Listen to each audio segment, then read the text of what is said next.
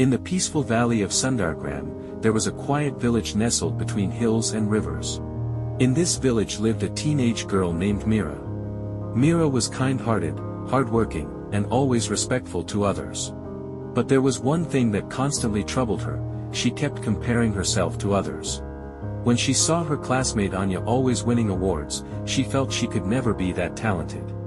When she saw her neighbor's son riding expensive bicycles and wearing new clothes, she felt poor and unworthy.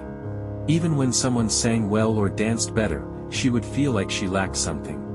These thoughts made her sad and distracted. Slowly, her happiness started to fade and she lost interest in school and daily chores. She started believing she would never be good enough. One day, a wise old woman named Shantima visited the village. She was known for helping people find peace and answers in life. Meera had heard many stories of her wisdom and decided to meet her.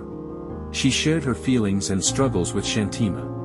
Shantima listened patiently and then said, "Come to the edge of the forest tomorrow morning. You will find your answer there." Meera was surprised but agreed to go. The next morning, Meera reached the forest just as the sun began to rise. Shantima was already waiting there. She asked Meera, "What do you see around you?"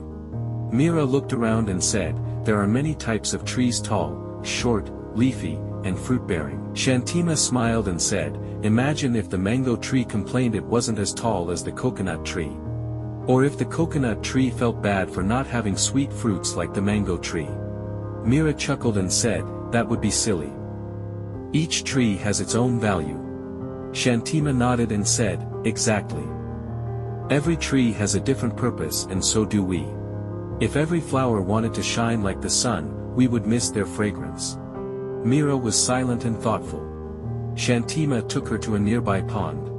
Many fish swam happily in the clear water. A bird flew above and landed on a tree.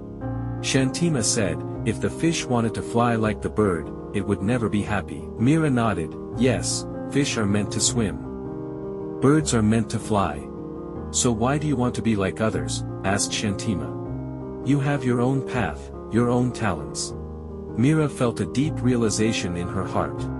From that day, she stopped comparing herself to others. She focused on her own strengths and dreams. With time, her confidence returned and so did her happiness. Years later, she became a successful teacher and a guiding light in her village. Whenever asked the secret to her joy, she would say, "Don't compare yourself. A fish can never fly, but it can rule the water." The moral of the story is that every person is unique, with their own strengths, abilities, and journey in life. When we compare ourselves to others, we often overlook our own gifts and feel discouraged. Just like the trees in the forest or the fish in the pond, each being has its own role and purpose. A mango tree doesn't need to grow as tall as a coconut tree to be valuable, and a fish doesn't need to fly to be special. It thrives in water, just as it was meant to. Similarly, we are not meant to live someone else's life or match their achievements. Trying to do so only leads to sadness and dissatisfaction. True happiness comes from recognizing our own talents, embracing who we are, and focusing on growing in our own way.